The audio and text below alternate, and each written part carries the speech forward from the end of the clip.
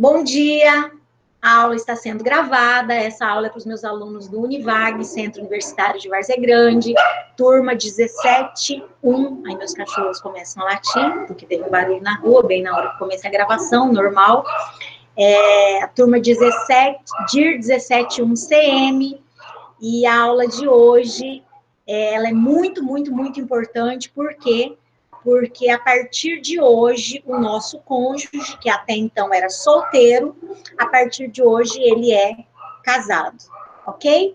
Então, eu estou gravando a aula já. Agora, eu peço para vocês, no chat, todo mundo colocar presente, presente, só presente, não precisa escrever mais nada, tá? Isso, presente, presente, presente. E eu vou colocar o texto aqui, ok? E aí, vocês me digam se estão vendo o texto.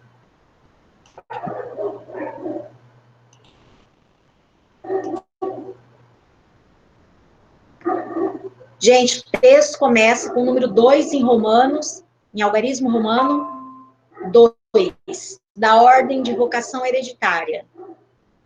Felipe, ativa seu microfone e me responde aí, está tudo bem? Está todo mundo vendo o texto e escutando? E está tudo tranquilo aí? Oi. Tá tudo bem? Tá. Beleza. Gente, vou começar, tá? Olha só. Tópico 2, da ordem de vocação hereditária. O tópico 1, em algarismo romano, é o direito de representação, tá? O direito de representação foi assunto da nossa aula passada, retrasada. É um direito específico do direito das sucessões, que não tem nenhuma relação com representação processual, ok? O direito de representação é uma oportunidade que a lei criou quando houver graus de parentesco diferentes, para que pessoas que estão num grau de parentesco um pouco mais distante do morto, para que essas pessoas representem aquele parente delas que seria o herdeiro, mas que está morto ou que é indigno, essas pessoas vão representar esse herdeiro para poder ficar no mesmo grau daqueles que estão mais próximos, tá? Então, direito de representação é essa situação quando houver graus de parentesco diferentes, tá? E aí, eu falei da representação na linha reta descendente, da representação na linha reta ascendente, que não há, sempre o grau mais próximo fica com toda a herança, e falei da representação na linha colateral, ok? Gente, eu não cheguei na sucessão na linha colateral. O colateral, ele está em quarto lugar aqui na ordem de vocação hereditária, está bem longe, tá? Mas eu já falei de um direito dentro da linha colateral, que é a representação, beleza? Então, isso foi a aula de direito de representação. Quem não assistiu, assista e tire as dúvidas comigo, ok? Na aula passada, eu comecei a falar da ordem de vocação hereditária, que é esse tópico 2 aqui. O que é essa ordem de vocação hereditária, gente? É o estudo do artigo 1829, propriamente dito. Então, como é que é esse estudo? O artigo 1829 traz a ordem de preferência para o recebimento da herança.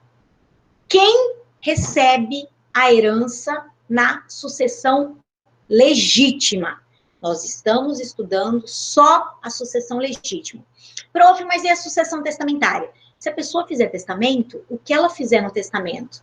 Está no testamento, e o resto é da lei. E é isso que a gente está estudando, a parte da lei. Então, como é que você vai saber quem são os herdeiros legítimos ou da lei dessa pessoa? O artigo 1829 é que traz essa ordem. E aí, 4 incisos. Inciso 1, descendentes. Inciso 2, ascendentes. Inciso 3, cônjuge. Inciso 4, colaterais. Morrendo alguém, você vai olhar aqui. E você não pode pular do inciso 1 para o inciso 2, se houver alguém no inciso 1. Então, olha só, o que você tem que fazer? Você vai olhar o inciso 1, que é descendentes. Você vai procurar filhos, não tem. Netos, não tem. Bisnetos, não tem. Se você esgotar a classe dos descendentes e não encontrar ninguém, aí você pode pular para os ascendentes, tá? E assim sucessivamente, ok? Então, nós vimos na aula passada o inciso 1, ok? E o inciso 2, mas nós vimos sem o cônjuge. Como assim? O nosso morto, até então, ele era solteiro. A partir de hoje, o nosso morto é casado. E aí? E aí, gente, que o cônjuge, ele participa, em algumas situações, pegando um pouquinho da herança. Tanto no inciso 1, quanto no inciso 2. E o inciso 3 é só do cônjuge. Como assim, professora, só do cônjuge? Significa que não tem ninguém no inciso 1, nenhum descendente, não tem ninguém no inciso 2, nenhum ascendente, e aí o cônjuge está em terceiro lugar sozinho. O que significa isso? Que a pessoa não deixou nenhum descendente, nenhum ascendente, e aí tem o inciso 3, que é cônjuge, e o inciso 4, que são os colaterais. Como é que vai ser isso? Cônjuge recebe tudo. Você só vai passar para os colaterais se você não encontrou cônjuge. Então, é importante que antes dessas regras que eu vou explicar agora, vocês saibam que vocês têm que analisar a ordem dos incisos, tá? E aí vem a primeira observação de hoje. Cada inciso tem as suas regras próprias, ok? Isso, pessoal, quem for entrando, coloque presente no chat, tá? Só a palavra presente. Beleza, voltando. Então, primeira observação de hoje. Cada inciso tem as suas regras, tá? Não se aplicam as mesmas regras do inciso 1 ao inciso 2, nem ao 3, nem ao 4. Beleza? Então, hoje, o nosso objeto de estudo é inciso 1, somente, mas com o cônjuge, ok? Então, nós vamos matar alguém que é casado e tem descendentes. Então, ele vai ter cônjuge e descendentes. Então, as regras são só do inciso 1, a primeira observação que eu falei. Segunda observação, quando a gente lê a palavra cônjuge no artigo 1829, desde 2017, você vai ler cônjuge, mas você vai aplicar tanto ao cônjuge quanto ao companheiro ou convivente, tá? Então, não é só... Bom dia, João! Coloca presente aí no chat, tá? Quem entrou depois só coloca a palavra presente. Bom dia, professor Rodrigo. Então, olha só, gente, voltando. Bom dia. Quando vocês, na leitura do artigo 1829, lerem a palavra cônjuge, a gente... Bom dia. Bom dia. Bom dia, o professor Rodrigo está dando bom dia para vocês aí, pessoal. Então, olha só. Isso aí, João, coloca presente. Gente, por que eu estou reforçando a situação de você ler cônjuge e entender cônjuge e companheiro ou convivente? Porque nós já estudamos a união estável e a gente já viu que cônjuge é quem é casado. Para casar, tem que ir no cartório, ok? E convivente, não. Convivente é aquele que vive em união estável, tá? A partir da declaração de inconstitucionalidade do artigo 1790, que tratava a sucessão do companheiro de forma completamente diferente, o artigo 1829 passou a ser aplicado tanto para o cônjuge quanto para o companheiro. Então, toda vez que a gente lê agora a palavra cônjuge no 1829, tanto faz. Beleza? Então, vamos lá. Então, vamos aqui para o artigo 1829. Esse trecho, aos descendentes, está com a letra preta e o resto está em cinza. Por quê? Porque o assunto da aula passada, eu tratei só do inciso 1 e só do inciso 2, sem o cônjuge. Então, o nosso número 1 aqui, sucessão dos descendentes, foi sem o cônjuge. O número 2, sucessão dos ascendentes, foi sem o cônjuge. E hoje, então, é o número 3, dentro do estudo do artigo 1829. E é exatamente a sucessão do cônjuge. Como? Primeiro, que a letra A, em concorrência com os descendentes. Gente, às vezes o palavreado do direito das sucessões, ele é muito complexo, e isso dificulta o entendimento. Então, por exemplo, o direito de representação, por que dá esse nome, né? Então já confunde com representação processual e tal. Então aqui, em concorrência com os descendentes, fica parecendo que quando sobrarem cônjuge e descendentes, eles vão brigar, eles vão disputar a herança. E não é isso, tá? Em concorrência com os descendentes, significa que quando alguém morrer e deixar cônjuge e descendentes, eles vão dividir a herança. Não tem briga, não tem disputa, isso é automático, tá? Estela morreu, ela deixou marido e filhos, significa que, regra geral, eles vão dividir a herança. Então, esta palavra em concorrência significa divisão entre eles. Então, olha o que a gente está estudando.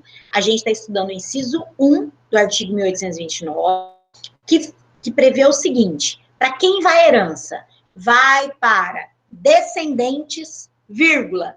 E aí, agora eu coloquei o artigo 1829, inciso 1 aí, todo com a letra preta, porque agora o nosso morto tem marido, ou esposa, no caso.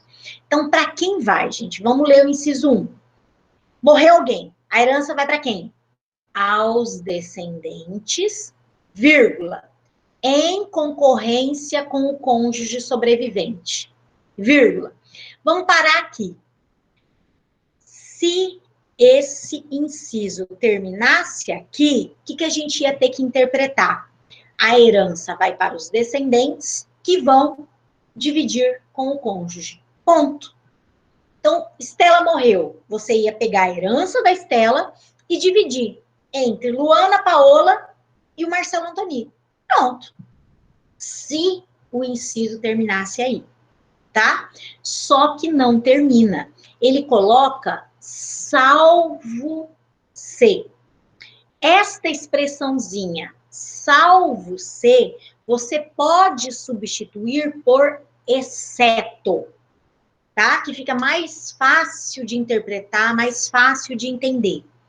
Então, morreu alguém, a herança vai para quem? Vai para os descendentes, que vão dividir com o cônjuge, exceto em 3 situações que ele menciona aí no inciso. Ok? Então, 3 situações que estão expressamente previstas no inciso, o cônjuge não participa. Quais são essas 3 situações? Eu vou ler agora. Então, a herança vai para quem? Vai para os descendentes, em concorrência com o cônjuge sobrevivente, salvo se, ou exceto, se casado este com um falecido no regime da comunhão universal. Olha aí. Primeira exceção, no regime da comunhão universal, o cônjuge não participa da herança. Como assim, prof? Se ele participa de tudo? Ele participa de tudo para formar o patrimônio do casal, certo? Então, se eu me caso em comunhão universal, tudo que eu receber, tudo que ele receber, não importa de onde veio, compõem o patrimônio desse casal. Minha mãe morreu, eu recebi uma herança. É só minha ou é do casal? Na comunhão universal, é do casal. Se eu já tinha uma casa, é só minha ou é do casal? Na comunhão universal, é do casal. Então, todos os bens, não importa de onde venham, eles passam a compor o patrimônio do casal. E este patrimônio do casal, ele é só meu? Não. Se eu tô falando que esse patrimônio do casal é do casal, é porque eu não sou dona de tudo. Se eu afirmo para vocês que Estela é casada com Marcelo Antoni pelo regime da comunhão universal e o casal tem um patrimônio de R$1 milhão, eu tô falando que R$1 milhão pertence a um casal. O casal tem quantas pessoas? 2. Significa que eu sou dona de quanto? De metade, 500 mil. A outra metade é de quem? É do Marcelo. Então, a gente tem que tomar cuidado com o que é de um e o que é do outro, tá? Então, daqui a pouco eu falo mais disso. Então, voltando aqui para a leitura do inciso, gente. Então, a herança vai para quem? Vai para os descendentes, que vão dividir com o cônjuge, exceto em 3 situações.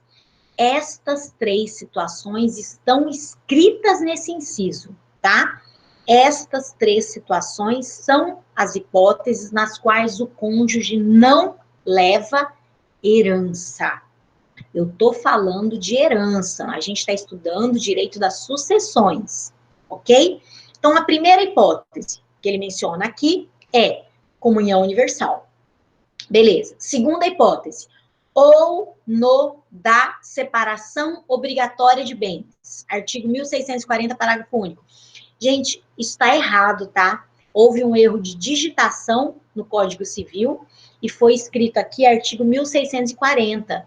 E, na verdade, o artigo que trata da separação obrigatória é o artigo 1641. Então, primeira hipótese, que o cônjuge não leva herança, comunhão universal. Segunda hipótese, separação obrigatória. O que é separação obrigatória? É aquele regime que o casal não pôde escolher. Algum motivo obrigou a adoção desse regime. Quais são esses motivos? São 3. Primeiro, maiores de 70 anos. Segundo, causas suspensivas. Terceiro, suprimento judicial. Em qualquer dessas hipóteses, o casal não pode escolher o regime, e o regime que a lei impõe, que a lei obriga, é a separação. Então, a gente chama de separação obrigatória, tá? E, por último, ou se, no regime da comunhão parcial, o autor da herança não houver deixado bens particulares. Gente, comunhão parcial é aquele regime em que eu posso construir um patrimônio com o meu marido, e aí vai ser metade meu, metade dele, mas eu posso ter bens só meus, e aí se eu for me divorciar dele, ele não vai ter direito. Por exemplo, se eu me caso em comunhão parcial de bens, e eu já tenho uma casa, tá? Esta casa é minha. Esta casa a gente chama de bem particular. Beleza, casei. Durante o casamento, a gente adquire com o trabalho, mais de um do que do outro, não interessa, a gente já viu isso. A gente compra um apartamento. Então, a gente vai ter 2 patrimônios diferentes. O apartamento será patrimônio do casal e a casa será patrimônio da Estela, ok? Então, a exceção aí, que está prevista no finalzinho do inciso, é o cônjuge também não vai participar da herança se a morta, que serei eu daqui a pouco nos exemplos, não houver deixado bens particulares. Ou seja, tudo que sobrou é do casal. Se tudo que sobrou é do casal, vai ficar igualzinho uma comunhão universal. Na comunhão universal não é tudo do casal? Se na comunhão parcial a pessoa não tiver deixado bem particular, que é só dela, tudo que sobrou vai ser do casal também, vai ficar igual uma comunhão universal. Então, é por isso que, neste caso, o cônjuge também não vai receber. Então, olha só, voltando aqui. O inciso 1 menciona 3 situações nas quais o cônjuge não participa da herança. Se eu estou estudando o inciso 1 e eu estou falando que em 3 hipóteses o cônjuge não vai participar da herança, para quem vai? Só para os descendentes, então, porque são eles que estão no inciso 1 junto com o cônjuge, tá? Então, vamos lá. Morreu alguém, essa pessoa é casada e deixou descendentes e cônjuge. Beleza, é o inciso 1, é esse que a gente está estudando nessa aula de hoje. Joia. E agora? Bom, o inciso 1 prevê que a herança vai ser dividida entre esses descendentes e o cônjuge, exceto em 3 hipóteses. Quais? Se eles forem casados em comunhão universal, se eles forem casados em separação obrigatória e se eles forem casados em comunhão parcial e não houver bens particulares. São essas 3 hipóteses. Beleza. A partir disso, eu criei esta tabelinha que está aí na tela de vocês, com 2 colunas. A coluna da minha esquerda está escrito cônjuge não concorre. A coluna da minha direita está escrito cônjuge concorre. Então, gente, o que é isso? De novo, cônjuge não concorre significa que o cônjuge não participará da herança. São essas 3 hipóteses que estão escritas aí no inciso. 1, comunhão universal. 2, separação obrigatória. E 5. Por que eu pulei para o 5? Só por causa dos desenhos que vão vir a seguir, tá? Mas são 3 hipóteses, tá? A primeira é comunhão universal, a segunda é separação obrigatória e a terceira é comunhão parcial sem bens particulares, mas aqui tá com o número 5, ok? Então, gente, esta tabelinha, nesta coluna, cônjuge não concorre, eu coloquei as 3 hipóteses nas quais o cônjuge não terá direito à herança. Esta coluna eu copiei do que está no inciso. O inciso prevê essas 3 situações. Nestas 3 situações, o cônjuge não é herdeiro, ok? Então, é isso que está no inciso. Beleza. O outro lado da coluna, que está escrito cônjuge concorre, eu criei. Para quê? Para facilitar a gente entender a regra. Mas como é que eu criei? É só isso que sobrou no mundo jurídico. Não existe nenhuma outra hipótese além dessas que estão nessas colunas aí. Não tem como você inventar alguma hipótese que não esteja contemplada nesse exemplo, nessa tabelinha. Então, de um lado, estão as 3 situações que estão expressas no inciso, que o cônjuge não terá direito à herança, e do outro lado, estão as 3 situações que não estão previstas no inciso, porque o inciso só mencionou as exceções, mas eu coloquei as 3 hipóteses porque são as únicas que existem no mundo. Então, aqui nós temos uma tabela que contempla todas as situações que podem existir, ok? E aí, de um lado, estão as hipóteses que o cônjuge não tem direito à herança, e do outro lado, as hipóteses nas quais ele tem direito à herança. E aí eu passo para os desenhinhos, que aí fica mais fácil da gente entender, tá? Então, primeiro, o desenho número 1 vai ser o da comunhão universal. Está expresso no inciso 1 que a herança de alguém que é casado e morre vai para os descendentes, e eles vão dividir essa herança com o cônjuge, exceto se eles forem casados em comunhão universal. Então, tá aqui o nosso desenho. Olha aqui. Comunhão universal. de bens. Neste regime, o cônjuge é meeiro. Meeiro de quê, gente? De tudo. Não importa de onde veio o patrimônio. Se eu falar que a Estela ganhou uma herança, se eu falar que a Estela já tinha uma casa, se eu falar que ela já comprou com o dinheiro dela, se eu falar que Marcelo ganhou na Mega Sena, se eu falar que Marcelo já tinha, não interessa. Tudo passa a ser do casal.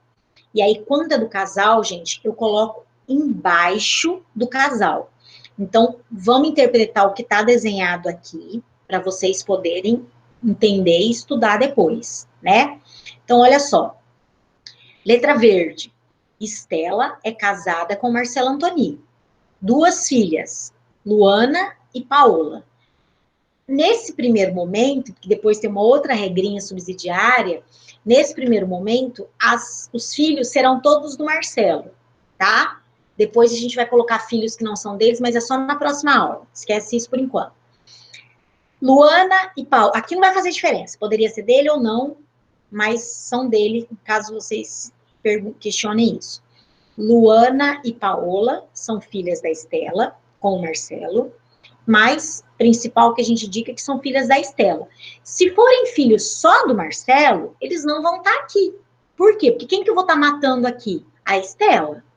Então, eu tenho que colocar no meu desenho só pessoas que façam parte daquela sucessão, tá?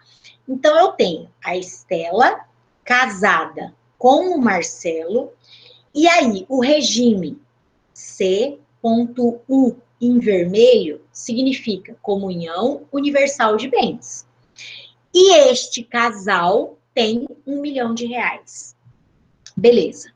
E aí, gente? Aí a Estela morre. Estela morreu. Beleza. Quando alguém morre, eu tenho que entregar a herança dessa pessoa para os herdeiros dessa pessoa. Só que a primeira coisa, gente, é você conseguir identificar o que essa pessoa deixou de herança.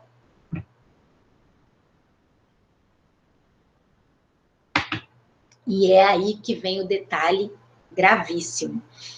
Se a Estela é casada em comunhão universal de bens, e se o casal tem R$1 milhão, quanto que é da Estela? Estela é dona de metade. Estela é dona de 500 mil. Por quê? Porque os outros 500 mil pertencem ao Marcelo, mas não são herança. São dele. 1 milhão, gente, é do casal. Significa que a Estela é dona de metade, 500 mil, e Marcelo é dono da outra metade, os outros 500 mil. O nome destas metades é meação. Então, eu vou entregar os 500 mil do Marcelo, só que o nome, olha em azul, 500 mil são meação. Isto é matéria de direito de família. Vocês têm que saber. Beleza. Sobrou a parte da Estela. Como a Estela morreu, a parte dela se transforma em herança. E é isso que a gente vai aprender agora. Para quem vai? Bom, quem a Estela deixou? Estela deixou 2 filhas e o marido. Que inciso que é esse lá do 1829? É o inciso 1. E lá está escrito o quê? Que a herança de alguém que é casado vai ser dividida entre filhos e marido. Opa, beleza. Acontece que tem um salvo C. Tem 3 exceções nesse inciso. E qual é a primeira dessas exceções? Se este casal for casado pelo regime de comunhão universal. Portanto, o cônjuge não recebe herança. Então, se ele não recebe a herança, vai para quem? Para Luana e para Paola. Portanto, Marcelo é meeiro, ficou com 500 mil dele, e a herança vai para quem? Vai para os filhos da Estela. Metade para Luana e metade para Paola. E aqui aplicam-se todas aquelas regras que a gente já aprendeu. Se a Luana tivesse morta e tivesse filhos, os filhos representar. Se fosse renunciante, os filhos não iriam representar porque tem a Paola, e assim sucessivamente. Mas eu não vou colocar isso agora, que é para a gente fixar as hipóteses nas quais o cônjuge tem direito à herança e as hipóteses nas quais ele não tem, tá? Então, repito, o inciso 1 prevê que a herança de alguém que é casado será dividida entre os seus descendentes e o seu marido. Vou falar marido porque é o que eu tô morrendo, tá, gente? Então, a herança da Estela, como ela é casada, ela vai ser dividida entre os filhos e o marido, exceto em 3 situações. Se eles forem casados em comunhão universal, se eles forem casados em separação obrigatória e se eles forem casados em comunhão parcial, sem bens particulares, que eu vou explicar depois. E é exatamente esta hipótese. Então, Marcelo leva meação, mas não leva herança. E aí, gente, vou olhar no chat aqui, vocês perguntem. Quem não colocou presente, coloca presente aqui, tá, gente? Para eu controlar. Não tem problema, Gabriela. Coloca presente aqui quem não colocou presente quando entrou no chat, tá? E aí eu tô esperando dúvidas de vocês. Se não tiver, eu continuo, porque aí qualquer coisa a gente volta para comparar as hipóteses, tá? Mas vocês estão entendendo que o cônjuge divide com os descendentes, mas o inciso mencionou 3 exceções, beleza. Então tá bom. Vou continuar, qualquer coisa a gente volta, tá? Então aqui. Voltei para o texto, certo? E eu falei da primeira hipótese na qual o cônjuge não participa. Beleza. Eu passo agora para... Olha aqui. Voltei para a tabela, só para a gente se localizar, tá? Então, eu estou analisando o lado que está escrito cônjuge não concorre, que significa que o cônjuge não recebe herança. Esta coluna eu tirei do que está no inciso, beleza? Então, eu já falei do número 1, que é a comunhão universal, agora eu vou falar do número 2, que é a separação obrigatória. Então, tá aqui o desenho número 2. Separação obrigatória de bens. A separação obrigatória é o regime legal. Por que legal? Porque decorre da lei, aplicado nas hipóteses do artigo 1641. 70 anos, causa suspensiva, suprimento. Beleza. Então, aqui, o que está desenhado? Gente, primeira observação desse desenho aqui. Estela é casada com Marcelo, o regime SO, separação obrigatória. Primeira coisa que vocês têm que perceber aqui nesse desenho é que esse patrimônio que está escrito em vermelho de 1 milhão, eu não coloquei embaixo dos nomes, eu não coloquei ali embaixo do casal, eu coloquei só do lado da Estela. Por quê? Porque na separação obrigatória, a regra é que o que é da Estela, o que é do Marcelo é do Marcelo. Se a Estela é dona desse 1 milhão e eles fossem se divorciar, Marcelo teria alguma participação? Ele teria meação desse patrimônio? Não, porque é da Estela. Ah, mas eles foram obrigados, tem uma súmula. Gente, a regra geral desse regime é o que é da Estela, o que é do Marcelo é do Marcelo. Se houver qualquer situação diferente, tem que ser provada e aí vai ser aplicada a mesma regra da comunhão parcial. Mas a regra que prevalece no regime é Estela é dona do patrimônio dela, Marcelo é dono do patrimônio dele. Por que eu não estou desenhando o patrimônio do Marcelo? Porque ele não vai morrer, então para mim não importa, tá? Então, voltando aqui para o desenho. Primeira observação, 1 milhão está escrito em cima no nome da Estela, porque é dela. Ok? Marcelo não interessa. E aí, existem 2 filhas, Luana e Paola, e o cônjuge. E Estela morre. Beleza. Eu tenho uma pessoa que morreu, que é casada e tem filhos. Qual é o inciso que me diz para quem vai esse patrimônio? O inciso 1 do artigo 1829. E lá no inciso está escrito o quê?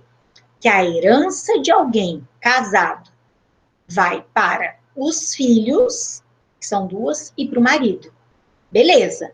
Só que continua o inciso dizendo que, se eles forem casados em separação obrigatória, o marido não tem direito.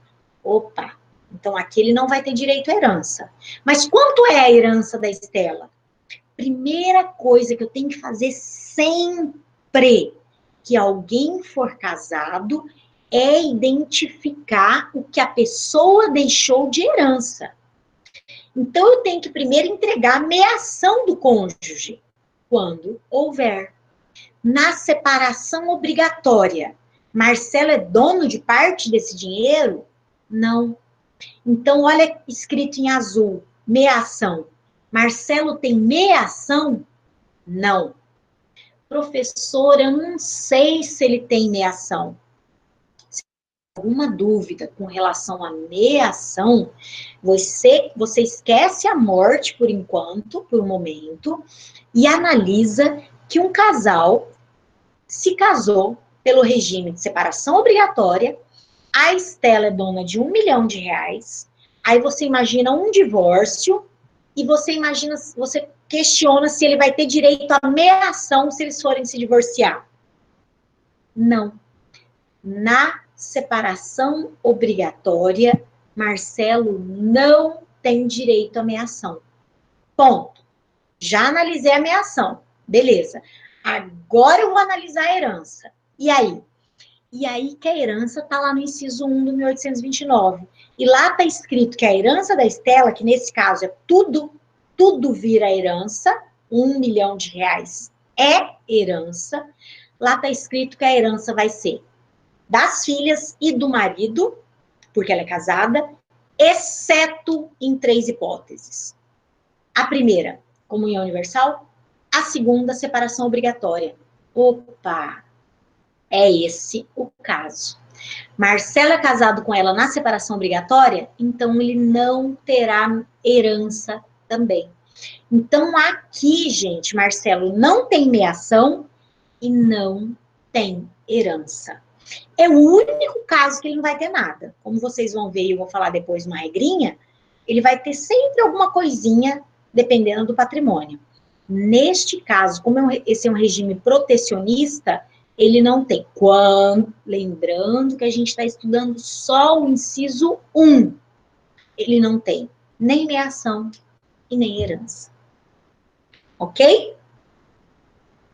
Bom, para ficar mais fácil, o que eu fiz aqui? Eu deixei as duas hipóteses de comunhão parcial no número 5 e no número 6, tá? Então, agora, eu vou pular para o outro lado da tabela, eu vou passar para a coluna do cônjuge concorre. Estas hipóteses do cônjuge concorre não estão escritas no inciso. O inciso escreveu só as que não concorrem. Mas como só sobrou isso no mundo, eu criei essa parte da tabela aqui. Então, número 3, separação total. Vamos aqui para o número 3. 3, separação total ou convencional de bens. Esse regime, gente, o casal escolheu. Por isso, convencional. Eles convencionaram, eles acordaram, eles escolheram. O que está desenhado aqui? Estela se casou com Marcelo, o regime é separação total de bens, 2 filhas, Luana e Paola. Vejam que o regime é separação. Tudo bem que nesse caso eles escolheram, mas é separação. Eu não desenhei dinheiro, eu não coloquei patrimônio embaixo ali do casal. O patrimônio que eu coloquei foi na Estela. Por quê? Porque é separação. O regime é assim, separação. Cada um é dono do seu patrimônio. Estela é dona de R$1 milhão, está escrito em cima do nome dela, e Marcelo, sei lá, ele não vai morrer, então não me interessa o que ele tem. Interessa só o patrimônio de quem morreu. Então, olha a seguinte situação.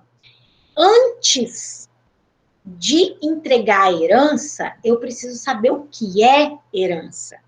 R$ 1 milhão é da Estela. Se este casal, se ninguém tivesse morrido, eu me caso em separação obrigatória, sou dona de 1 milhão, Marcelo teria direito à meação? Não. Mas Marcelo não se separou de mim, gente. Marcelo ficou comigo até o último dia da minha vida.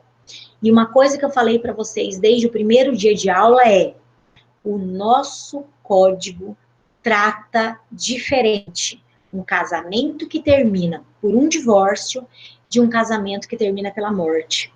O casamento que termina pelo divórcio, ele não deu certo. O casamento que termina pela morte, ele deu certo. Ele foi até o final. Ele cumpriu a sua finalidade, que é matar alguém. Qual que é o objetivo do casamento? Matar alguém. É esse o objetivo do casamento. E ele cumpriu. Então, se Marcelo, na separação total, alguém perguntou? Se Marcelo, na separação total, se Marcelo, Gisele, não tem jeito, é esse o objetivo do casamento. Se na separação total eles fossem se divorciar, Marcelo não levaria nada. Mas aqui não houve divórcio. O casamento chegou até o final. Então, vamos analisar a parte do direito das sucessões. Então, o que aconteceu aqui, gente? A Estela é dona de 1 milhão. Marcelo tem meação? Não. Meação ele não tem. A meação ele não tem no divórcio e não tem na morte. Beleza. Então, você já sabe que ele não é dono de metade desse patrimônio. Meação sempre será metade. Quando ele tiver, é metade daquele patrimônio. Ele não tem. Por isso eu coloquei um X. Beleza. Bom, sobrou então R$ 1 milhão. Como a Estela morreu, tudo isso vira herança e eu tenho que saber para quem entregar. E agora? Agora que o inciso prevê que quando alguém morrer e deixar filhos e marido, eu tenho que dividir a herança entre eles 3. Só que o inciso menciona exceções. A separação total é uma das exceções? Não.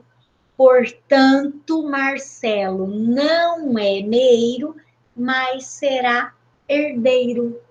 E a regra geral, que depois tem algumas exceções também, calma, é que ele recebe como uma cabeça.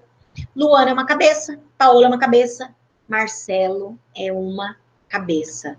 Então, eu tenho 3 cabeças, 3 pessoas para dividir herança. 1/3 para Luana, 1/3 para Paola, 1/3 para o Marcelo. Marcelo não é herdeiro, mas Marcelo não é meeiro, mas Marcelo é herdeiro. Ok? E aí, gente, tudo bem? Então, olha a situação. Este regime não está dentre as exceções. Por isso que ele recebeu herança. Então, olha só, o que vocês vão ter que fazer toda vez que alguém for casado? Primeiro passo, analisar a meação. A meação decorre do direito de família. Você tem que saber como é que aquele regime trata o patrimônio. E aí você entrega a meação ou não. Feito isso, o segundo passo é entregar herança. E aí você vai analisar o inciso 1 para saber se os descendentes vão dividir com o cônjuge ou se é uma das hipóteses nas quais o cônjuge não participa. Ok? Vamos para o número 4.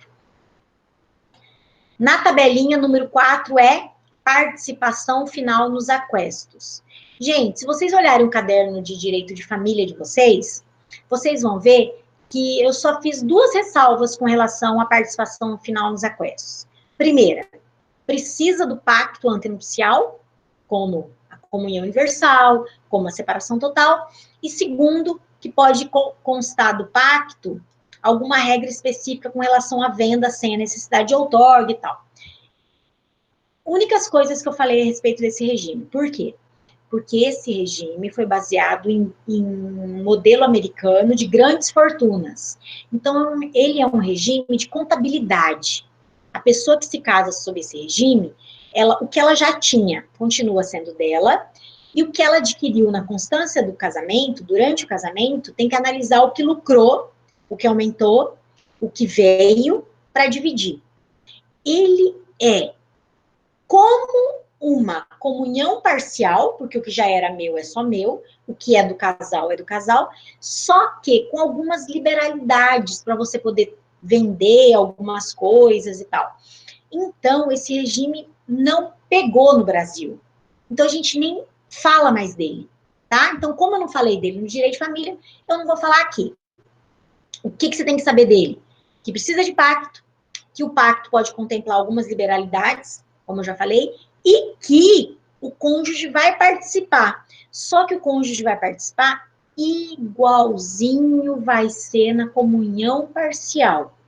Só com relação aos bens particulares, como eu vou falar daqui a pouco, tá? Então, vocês vão prestar atenção na comunhão parcial para poder entender a essência do negócio. Beleza? Então, esquece participação final dos aquestos. Não preocupem com isso. Não vai cair em prova, não vai cair em avaliação, não cai mais em concurso, não cai na OAB, não cai mais em lugar nenhum. Então, a gente passa agora para o número 5. Gente, a comunhão parcial, então, tá aqui o número 4. Cadê o 4? Pulei até, né? Aqui. 4, participação final nos aquestos, coloquei considerações, expliquei por que eu não vou explicar, né? Ótimo. E aí, eu vou para o número 5, que está do lado da tabela do não concorre, ou seja, o cônjuge não participa da herança. Gente, olha só. Nesses regimes que eu dividi o patrimônio, comunhão universal, por exemplo. Comunhão universal, tudo é do casal. Então, eu desenhei o valor embaixo do casal. Separação total. O que é da Estela é só da Estela. Então, eu desenhei o valor no nome da Estela. Esses regimes que eu falei até agora, eles têm ou o patrimônio do casal ou o patrimônio só da pessoa. O único regime que permite que alguém tenha patrimônio do casal e patrimônio só seu é a comunhão parcial de bens. É o único regime que tem essa situação. Então, olha como é que funciona a comunhão parcial. Eu tenho essa casa é só minha, eu já tinha antes de conhecer o cara, que é o Marcelo, conheço o Marcelo, me apaixono por ele, me caso. Comunhão parcial. A partir daí, a gente adquire alguma coisa. Opa, a casa continua sendo só minha, e o que a gente adquire é de quem? É do casal. Então, olha como é que está desenhado isso aqui, que é o sem bens particulares. A Estela casa com o Marcelo, tem a Luana e a Paola, e aí, CP significa comunhão parcial. Deixa eu ver o que fez esse barulho aqui. Amanda chegou, Amanda foi ao médico. Amanda, coloca presente aí no chat, tá? Quem não colocou, gente, escreve só no chat. Presente, eu vou controlar isso aí depois, tá? Então, voltando aqui pro desenho. Então, embaixo do nome deles tem R$1 milhão. E eu coloquei entre parênteses, gente, em vermelho, a palavra casal. Então, o que significa isso? Que este patrimônio aqui, de R$1 milhão, foi adquirido pelo casal. E aí, a gente vai ter que lembrar as regras lá do direito de família para saber o que é do casal. Se eu falar para vocês, Estela e Marcelo não tinham nada, eram pobres de marré. Estela casou com Marcelo, o regime é comunhão parcial e Estela ganhou um prêmio na Mega Sena de R$ 1 milhão. Eu quero que vocês me digam onde desenhar, onde escrever esse 1 milhão. Esse 1 milhão vai ser patrimônio do casal, e eu vou colocar aqui embaixo, como eu coloquei, ou esse 1 milhão que Estela ganhou na Mega Sena vai ser só da Estela, e eu vou colocar em cima do nome dela, que é onde estão aqueles 3x em vermelho em cima do nome dela. Se eu fizer essa pergunta para vocês, gente, Mega Sena na comunhão parcial, é da Estela ou é do casal? É do casal. Este patrimônio é do casal. Então, eu vou desenhar aqui embaixo, certo? Então, essa que é a diferença do regime de comunhão parcial. Pode ser que eu tenha bem só da Estela, como uma casa que eu já tinha, e pode ser que haja bem só do casal, como eu fiz aqui embaixo. Se a Estela não tivesse morrido, se eles fossem se divorciar, a casa que eu já tinha seria só minha, e o patrimônio do casal eu ia dividir metade, metade. Mas neste exemplo, olha o nome que está escrito aqui em cima, número 5, está lá digitado. Comunhão parcial sem bens particulares. O que significa isso? Que há só patrimônio do casal, que tudo que eles adquiriram é dos dois, que não tem nada que seja só meu. Portanto, eu não tenho bens particulares. Se a gente analisar friamente, aqui não fica igualzinho uma comunhão universal, já que tudo é do casal? Fica. Por isso, neste caso também, o Marcelo não terá direito à herança. Como assim, professora? 1 milhão não é do casal? Sim. Ele é dono de quanto? Se é do casal, gente, não é só meu. Então, não posso pegar 1 milhão e dizer que é a herança que eu deixei. Não, é do casal. Significa que é metade do Marcelo e metade da Estela. Quando a Estela morre, eu tenho que entregar para os herdeiros só a herança que ela deixou. E o que ela deixou não é tudo do casal. Não é o que é do casal. É só o que é dela. Então, em azul está escrito, canetinha azul, gente. 500 mil eu vou entregar para o Marcelo, sim, mas são referentes à meação. Não é herança. E os outros 500 mil que seriam da Estela? Ele não participa, porque essa é uma das exceções que estão lá no inciso e estão na tabelinha que eu criei para facilitar para vocês. Portanto, a herança vai para quem? Para a Luana e para a Paola, metade para cada uma. E aí a observação que está com a letrinha roxa é, com asterisco, comunhão parcial sem bens particulares, ou seja, a Estela não tem patrimônio particular. Por isso que eu fiz 3x com canetinha vermelha em cima do nome da Estela. Tudo é patrimônio do casal. E aí eu vou lá no inciso e vejo que comunhão universal, ele não tem direito à herança, separação obrigatória, ele não tem direito à herança, e comunhão parcial, se a Estela não tiver bens particulares, que é o caso, ele também não tem direito à herança. Então, esse é o desenho número 5. Beleza?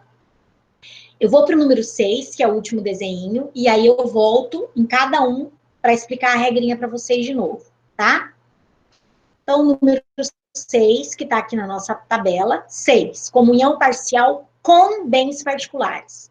Opa, aqui ele tem direito à herança. Só que vocês têm que anotar aí. Ele tem direito à herança? Tem, mas só dos bens particulares. Vamos lá para o desenho. 6, tá aqui. Olha o que está desenhado aí, gente. Estela casa com Marcelo. o regime é comunhão parcial, e olha que tem dois dinheiros diferentes, ou seja, dois patrimônios diferentes. Um está escrito em vermelho, embaixo dos nomes deles, está escrito 1 milhão, e entre parênteses, casal. Quer dizer que eles adquiriram durante o casamento, tá? Daqueles bens que se comunicam na comunhão parcial. Eu coloquei o número 1, porque eu vou dividir cada patrimônio na sua vez. Eu não vou misturar tudo, beleza? Então, tá número 1, com a canetinha azul, neste 1 milhão que é do casal. Beleza.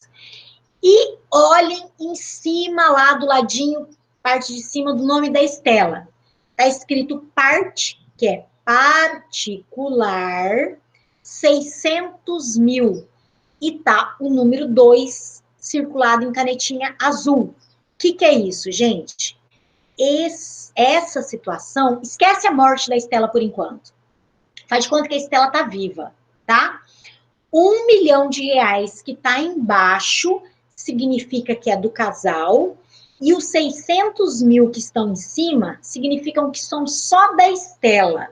Ou seja, ou ela já tinha, ou ela recebeu da herança da mãe dela, ou ela recebeu de doação, ou seja, são aqueles bens que não se comunicam na comunhão parcial. Se a Estela não tivesse morrido e eles fossem se divorciar, como é que eu ia dividir isso? Eu não posso misturar os patrimônios. Gente, nunca, sob nenhuma circunstância, vocês misturem os patrimônios. Os patrimônios são separados porque eles têm origem diferente e destinos diferentes. Então, é por isso que eu desenho separado também. Então, se a Estela não tivesse morrido, este 1 milhão eu ia entregar metade para o Marcelo e metade para a Estela. Concordam? É do casal, metade do Marcelo, metade da Estela. E como que ia se chamar cada uma dessas metades? Meação.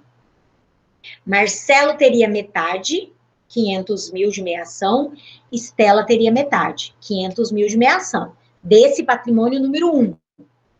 E o patrimônio número 2? Como é bem particular da Estela, Marcelo não teria meação. Esses 600 mil, vamos supor que seja uma casa que ela já era dona antes de conhecê-lo. Esses 600 mil, a lei chama de patrimônio particular da Estela, e Marcelo não teria direito a nada desses 600 mil. Seriam só da Estela. Então, desses 600 mil ali, Marcelo não teria direito à meação. Beleza, isso num divórcio. Mas aqui ninguém divorcia. Aqui a Estela morreu. E agora? Agora é a mesma coisa. O que você tem que fazer? Dividir cada patrimônio separadamente. Primeiro, você vai dividir o patrimônio do casal, que é o número 1, tá? Primeiro você vai dividir o patrimônio de 1 milhão, que é do casal, que é número 1. Bom, primeira pergunta, gente. A ordem do que você tem que fazer continua a mesma. Primeiro você identifica o regime de bens para saber se tem meação. Depois você trata da herança. Então, vamos lá para o patrimônio número 1. 1 milhão de reais do casal. Estela morreu. Se 1 milhão de reais é do casal, Marcelo tem meação? Sim. Marcelo tem meação, a meação é metade e eu vou entregar metade para ele. Então, olha embaixo, em canetinha azul, eu fiz a divisão do patrimônio, tá? Então, como é que está dividido esse patrimônio embaixo aí em canetinha azul? Patrimônio número 1, 500 mil reais eu entrego de meação para o Marcelo. E o resto? Professora, o resto vai para os 3, porque a senhora falou que quando tiver bens particulares ele participa.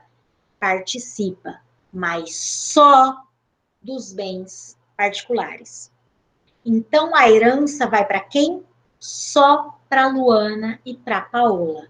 Então, eu entrego a meação para o Marcelo, os 500 mil que sobram, eu entrego para a Luana e para a Paola. Pronto, eu dividi o 1 milhão. Acabou.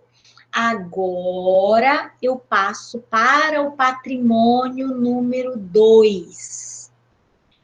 Você vai passar, então, para o patrimônio de 600 mil. Beleza. 600 mil é da Estela. É patrimônio particular só dela. Ela morreu. Marcelo tem meação? Não. A meação ele não tem no divórcio e não tem na morte. Então, Jesus, cachorrada começou de novo. Então, olha como é que eu divido o patrimônio número 2, gente. O patrimônio número 2, que é de 600 mil, ele não tem meação, certo? Beleza, então tudo vira herança. Quem vai receber? Marcelo, Luana e Paula. Quantas pessoas? 3. 3 partes iguais. 200 mil para Luana, 200 mil para Paola e 200 mil para Marcelo. Então, voltando para o desenho. Você não vai aplicar a regra que está lá no concorre e não concorre no desenho inteiro. Você vai aplicar a regra, gente, em cada patrimônio. Então, é por isso que você não pode misturar os patrimônios. Então, você vai primeiro dividir o patrimônio do casal, e aí ele tem meação e não vai ter herança. Depois, você vai dividir o patrimônio particular. E aí? Aí ele não tem meação, mas vai ter herança. Daí decorre um macete que eu vou ditar para vocês. Eu não sei se vocês estão com caneta, eu esqueci de pedir, mas depois eu coloco lá como uma observação da dica da divisão, tá? Lembrando que isso que eu estou explicando só vale para o inciso 1. Só vale para quando sobrarem descendentes e cônjuge, ok? Qual é a dica, gente? Bom, já sabem que não pode misturar os patrimônios, né? Então, olha qual é a dica. Quando sobrarem descendentes e cônjuge do patrimônio que o cônjuge tiver meação, ele não terá herança. E do patrimônio que o cônjuge não tiver meação, ele terá herança. A única exceção para essa regra é a separação obrigatória. Porque a separação obrigatória, como a gente viu aqui, ele não teve nem meação e nem herança. Em todas as outras hipóteses, ele vai ter ou um ou o outro. Vamos lá para o desenho número 1. Aqui, comunhão universal. Comunhão universal, ele tem meação? Tem. Portanto, ele tem herança? Não. Separação obrigatória é exceção. Quando houver descendentes e cônjuge, ele não tem nem meação nem herança. É a única exceção. Olha o exemplo 3. Separação total. Separação total é tudo da Estela. Marcelo tem meação? Não. Portanto, ele vai ter herança. Então, a regra é aquela que eu falei para vocês. Quando sobrarem cônjuge e descendentes do patrimônio que o cônjuge tiver meação, ele não terá herança. E do patrimônio que o cônjuge não tiver meação, como é esse desenho 3, ele terá herança. A única hipótese que pode ter 2 patrimônios, você vai ter que olhar a regra 2 vezes, é na comunhão parcial. Aqui, comunhão parcial. Nesse caso, o patrimônio é do casal. Ele tem meação? Tem. Portanto, ele tem herança? Não. Então, nesse exemplo 5, ele tem meação, mas não tem herança. E no desenho 6? No desenho 6 são 2 dinheiros, 2 patrimônios. Eu vou olhar a regra separado. No patrimônio do casal, ele tem meação? Tem. Então, ele tem herança? Não. No patrimônio particular, ele tem meação? Não. Portanto, ele tem herança? Sim. E é essa regra que você vai aplicar. Sempre que a gente estiver estudando, que estiver no inciso 1 do 1829, são casados e têm descendentes. Beleza. Daquele patrimônio ali, o cara teve meação? Teve. Então, ele não vai ter herança. Vai só para os descendentes. Daquele patrimônio ali, ele teve meação? Não. Então, ele vai ter herança. E a regra geral é que isso vai se dividir por cabeças, contando o marido como uma cabeça. E aí, gente, como é que tá a situação aí? Tá. Quando sobrar descendentes... Peraí, Alicia. Quando sobrar descendentes e cônjuge, do patrimônio que tiver meação, não terá herança. Quando tiver meação, terá herança. Não, tá faltando um não aí, Alicia. Quando sobrar descendentes e cônjuge, do patrimônio que tiver meação, não terá herança. Agora, quando não tiver meação, terá herança. Ok? Lembrando que você não pode misturar os patrimônios. Patrimônio do casal é uma coisa, patrimônio só do morto é outra, e a lei chama de patrimônio particular. Beleza? E aí, gente?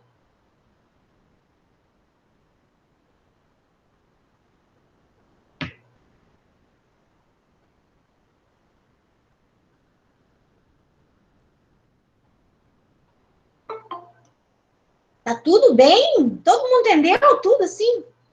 Ah, lembrando que para a união estável, o desenho vai ser igual a esse da comunhão parcial. Se os bens forem do casal, você vai desenhar embaixo. Se os bens forem só da Estela, você vai desenhar em cima.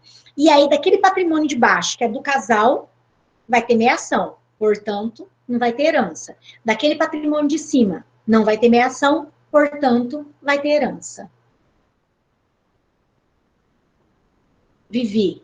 Parcial com bens particulares tem meação. Se tiver bem comum, é herança no caso, e herança no caso dos bens particulares. É, mas você, Vivi, não pode aplicar a regra para tudo. Você tem que aplicar a regra para cada patrimônio. Então, quando tiver esses dois tipos de patrimônio, que é patrimônio do casal e patrimônio particular, você, se você der meação desse patrimônio de baixo, você não dá herança dele. Se você não der meação desse patrimônio de cima, você dá a herança dele, tá? Então, por isso que eu tô com relação à previdência privada, como que fica? A previdência privada, Carol, tem uma discussão doutrinária e jurisprudencial se previdência privada é herança. Tem que ver como é que foi colocado isso no contrato. Se você tratar como herança, as regras vão ser as mesmas, tá? Se eu tenho um plano de previdência privada e eu indiquei um beneficiário, porque esse plano permite que eu indique um beneficiário, é o que está no contrato. Agora, se você presume que a previdência privada, com a minha morte, passa a compor o patrimônio do casal, o patrimônio da pessoa, e é herança da pessoa, você tem que ver se é patrimônio particular, se ele teria meação, aí, se ele teria meação, se é do casal, ele não vai ter herança, se ele não tiver meação, ele vai ter herança. Então, você tem que ver as regras da previdência privada. Tem planos, que é muito específico, tá? Você vai ter que analisar o plano para saber onde esse dinheiro vai estar incluso. Tem planos como o PGBL e o VGBL, isso é muito específico, que alguns institutos não consideram herança, consideram bem particular. Se é bem particular, o cônjuge não teria meação, portanto, ele vai ter herança. Se isso for considerado bem do casal, ele vai ter meação, portanto, ele não vai ter herança. Vai ser a mesma coisa. Você só vai ter que estudar a previdência privada para saber onde colocar o dinheiro, ou como patrimônio do casal, ou como patrimônio particular. Então, depende do plano que for estudado aí, tá? Eu até comentei com vocês semestre passado, eu fiz um parecer para uma disputa sucessória gigantesca, eles me contrataram para fazer um parecer para explicar se aquele plano especificamente era herança ou não, por quê? Porque houve uma disposição testamentária maior do que o valor e tal, mas aí é muito específico, você tem que analisar o plano propriamente dito. O que vocês têm que saber como regra geral? Analisa o patrimônio. Se for patrimônio do casal, você vai colocar embaixo, e aí é do casal, vai ter meação, não vai ter herança, a herança vai só para os descendentes. Se for considerado patrimônio particular, não vai ter meação, mas vai ter herança. Isso na comunhão parcial, porque na comunhão parcial podem existir os dois patrimônios. Mas se for comunhão universal, tudo é do casal, portanto tem meação, mas não tem herança. Se for separação total, tudo é só meu, portanto não tem meação, mas vai ter herança. Então, voltando para a regra lá que a Alice até copiou.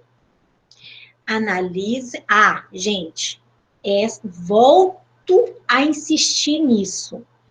Esta regra só vale para o inciso 1 do 1829, tá? O inciso 2 tem outras regras, ok? Então, essa regra só vale para o inciso 1. Qual é a regra? Se daquele patrimônio o cônjuge receber meação, daquele patrimônio ele não terá herança. Se daquele patrimônio o cônjuge não receber meação, daquele patrimônio o cônjuge participa da herança. Beleza? É isso. Eu até coloquei no PDF o artigo 1832, que fala a quantia que ele vai receber. Mas eu vou falar disso na próxima aula, porque é muita regra, já para uma aula só. Mas vocês têm que, lembrar, então, que não pode misturar patrimônios, tá? A única exceção dessa regra que eu estou repetindo é a separação obrigatória, porque lá na separação obrigatória nem meação e nem herança. Esta regra só vale para cônjuge e descendentes, ok? Na próxima aula eu vou explicar o artigo 1832, que é uma diferença das vezes ele pode receber um pouco mais ou um pouco menos, tá? Mas hoje a gente estudou, então, quando o cônjuge participa da herança e quando ele não participa, ok?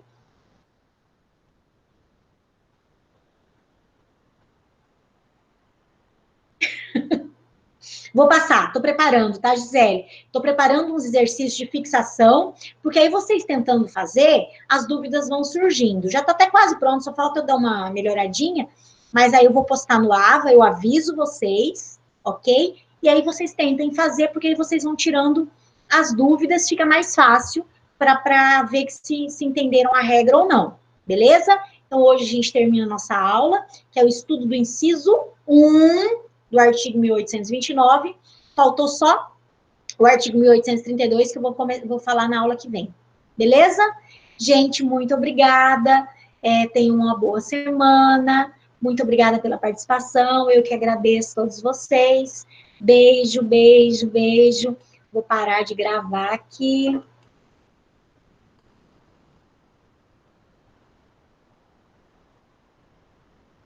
E qualquer dúvida,